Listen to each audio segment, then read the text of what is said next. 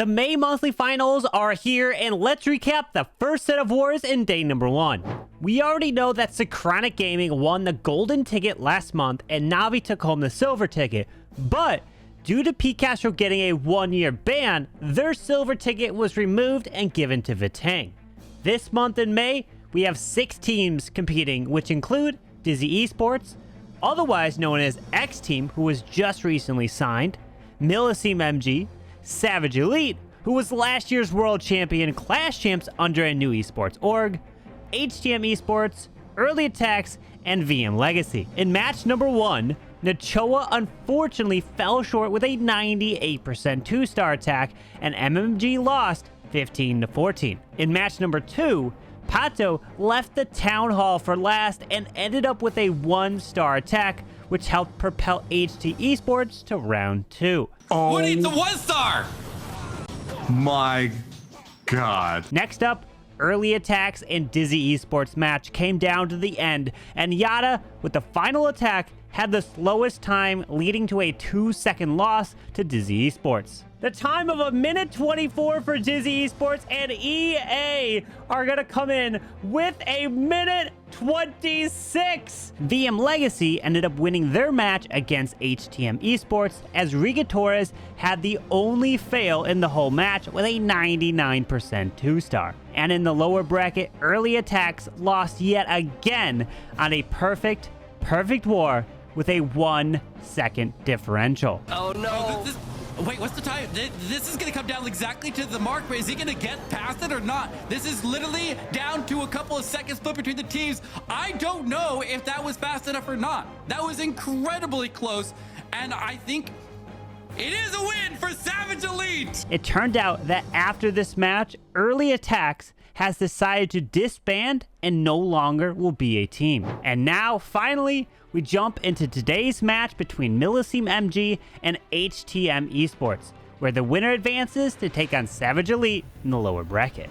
Hopping into the first attack, we're already 35 seconds in as Mohamed Marrawi has cleaned up almost half of the base already and is charging into the core with that King knocking apart this Town Hall. No, actually he's going to overgrowth it.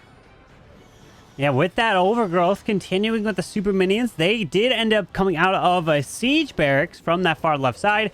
As he is passing the Town Hall, we are just hitting the 60-second mark in this attack here. World Champion's ability has already been forced, getting right through this defensive king. Headhunter slowing him down. 2 freezes, a rage, needs to have this overgrowth disappear, and perfectly, so he can come back to the core. Great timing, and that rage is so perfectly positioned to get all the Root Riders and heroes back into the action again. Double the freezy pop power, and this summer is on blast. We are cooling things off, and with a 1 and 30 seconds, Mohamed Marrawi has done the deed. 3 stars in halftime total. It's going to be Valkyries into Root Riders, that old reliable Town Hall 16 meta army. Charging in first with the King and Queen in the bottom left section of the base. A little bit of funneling will get them hopped over the wall thanks to a jump spell. Might have been surprise Teslas, or he might have even been predicting them. It's great value for the King and Queen either way to be able to smash through those surprising defenses and make sure the funneling is going to remain perfect for these Root Riders later on. The bottom corner is where they're going for, and as the King is going to pick off those CC troops, the Ice Golem will only take 1 more shot before he goes off. Meanwhile, King, Queen, and the Royal Champion are doing excellent work along the outer edges of the base to keep that pressure going strong. Overgrowth goes down, and it does not catch the Town Hall, so TryHard is not worried about those 2 stars early on. It's going to be claimed by the Root Riders. It's going to be all about wrapping around the base afterwards and cleaning up toward the King in the top right compartment at the end there, Carbon. Yeah, with that Town Hall being down, he is getting affected by the Town Hall poison, but pushing right on through, has a Queen ability and a freeze now into the core as he does activate and find the Tornado Trap. He's past the 60-second mark, popping the Queen ability as she's going to be able to get through the multi, eventually the Ricochet Cannon, and getting some fantastic time here. And they will have the lead here after the first set of attacks. With these 11 dragons, he does not bow to the pressure of the Root Riders as he will stay sky high with another giant arrow blasting through the base and getting some great funneling work done catching one of those air sweepers in the interior once again. He has got great aim with that. Give this man an archery competition, and he will get it right in the bullseye. Yeah, with that blimp flying all the way to the town hall, we're going to have Sneaky Goblins and a Lava Hound. And no, it's going to be clone up balloons as they're looking to help clear the core. Town hall at least was down, but he did also destroy that poison spell tower, so that will not be coming back as the dragons are moving around this space with a Royal Champion still yet to be deployed. Dragons are fanned out just a little bit here. It looks like Nick will keep most of them along the top side while the heroes are doing most of the work on kind of the bottom center there. Seems like the king and queen are still quite healthy, not worried much at all about the ground-based expos, as the dragon's going to get dragged off to go help out the queen real quick. Tornado trap springs, and it's not going to do too much damage against the time here, as Nick is going to wind his way around to the backside now. And it's not a question of if, but when he gets the 3-star. A minute and just over 20 seconds in, the triple is claimed. HTM Esports are going to improve their time. 6 free spells to really free some stuff up, but he's going to go, yes, indeed, a Queen's Giant Arrow to snipe not 1, but 2 sweepers. And Teemper's skill in those Howland challenges are really impressive, and probably pretty good practice, too, for getting quick deploys down. When you know every single second counts, just finding another way to grab another building here, knock apart another defense there, and keep your troops funneled perfectly going from one to the next without any gaps in between. Teemper is the man for the job if time is a factor. And starting off with a triple attack now, Electro Dragons along the top and core of the base, another Electro Dragon army, and the bottom side, and the king just stabbing his sword through the top. This base might be gone in under a minute, Carbon. What? Look at that. Oh my, that was like a 50-second attack right there.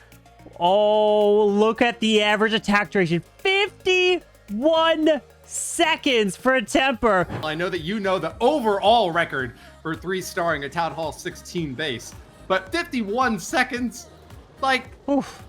It just boggles the mind how you can come up with an attack in so few minutes that is so reliable at tearing down every building in under a minute.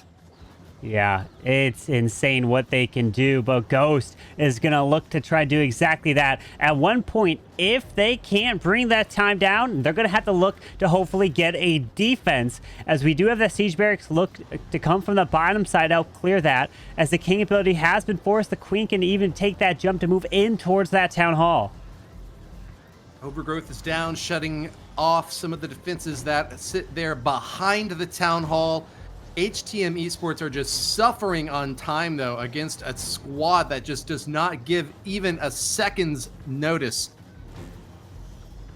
Multi-target Inferno getting busted up on the top side as Valks and Root Riders continue their destruction wave through this base. But, I mean, even as powerful as this attack is, he's a minute and 10 in, and there's still so much base left. It seems like it's going to increase the overall time once again for HTM, and they're going to have to rely on a defense at some point in this war to get the win, Carbon. Yeah, they will have to rely on a defense, hoping to get at least a 99%, because that's all they need. Something that is not a triple, and look at the time differential right now. In figuring out every single way that they can shave another few seconds off here and there to deconstruct a base in their mind. It's like they're doing advanced calculus in just so short a time, Carbon. KingsMan charging in once again with Root Riders. A favorite not just for him, but also for this entire competition overall. I'm going to try to hop over a wall with a jump spell in the top corner. King's taking a beating in that first compartment, unfortunately for him. But KingsMan's Overgrowth is going to shut down some more buildings and give him another chance to do the wraparound. Yeah, with the Root Riders continuing into the core, the Town Hall has been hit by the Overgrowth as the Siege Barracks coming straight to the bottom side. Pekka's moving through more Super Barbarians to help pick the outside buildings off, as he's got 3 Super Barbs left, 3 Freezes, and a Rage, as he's looking to have that Overgrowth slowly disappear. There you go. Now he can go straight to the core, towards the Town Hall, poison did get launched, so he goes with a freeze. Hopefully he can continue to stay alive through the Town Hall poison, but he is losing a lot here, Woody. Uh-oh. He has lost a ton, but don't discount those hogs just yet. Oh my goodness. Ooh. They're getting slammed by that stone slammer, though. The freeze comes in maybe a second too late, and that is a massive amount of splash damage on an army that really couldn't sustain it. I think Queen with the healers and Unicorn is going to be able to finish the base off, but man, that is a lot of time that I think KingsMan would have really preferred he didn't have to spend going through a wall. Grand Warden is burnt up. Super Minion is down, and the Queen is stuck on a wall. She's going to stay topped off thanks to the healers, but this is definitely the slowest attack of the war so far, and Milsim MG with a 1:04 average is definitely going to see that time increase quite a bit. HTM Esports have finally found a defensive opportunity here to try to get back in this war. 3 stars required from this next strike, and he is going to be in full focus mode. Standard complement of equipment for these heroes. 6 lightning spells that he's brought to zap in some defenses. Drops a Skelly Bell as well over this Tesla trap in the right corner to help out the Queen a little bit here. Spirit Fox and the Royal Champion are also going to get some good work done as the King joins in the fray, knocking apart some ice golems and carving those abominable snowmen up. The main force of this army is going to be coming in from the bottom side now, as this unusual attack style is going to see an early Eternal Tome to protect just a few balloons, and that Battle Blimp making its way into the core. The second star is claimed, but we know Rigo is sure that he has to get all 3 if he wants the win here. Yeah, with these balloons sneaking their way around the space, minions are down for cleanup. Moving through this is looking absolutely crushed. What a Lalo hit here coming in from Riga Torres. The lightning spells to help not only establish the funnel, but also to move through. I really love how Riga Torres broke this space down and used the design of the base to his advantage. Because of all the dead zone around the town hall, it could create a perfect path for these balloons to fly around to move through this space. And this is really going to lower the time here for HTM. Fantastic job making this match even closer as we start with a baby dragon and root riders to go from the top side of the space. Grand Warden is also placed, couple of barbs to be dropped to help set that funnel to push him away up to the top side, while the King is going to jump into the multi. And okay, the Eagle's going to be left for the end while the Siege Barracks coming to the left. Just always have to be careful about those Eagle artillery shots doing so much damage. Bell Tower popping off up top, and that's going to be a lot of splash damage that would have been targeting the Root Riders had the Eternal Tome not protected them all from it.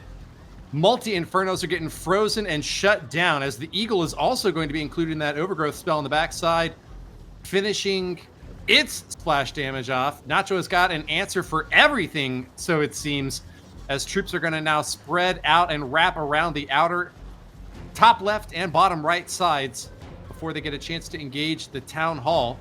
A multi-archer tower did stay out of the Overgrowth spell there, and that's going to cause most of those troops to kind of coalesce around that edge.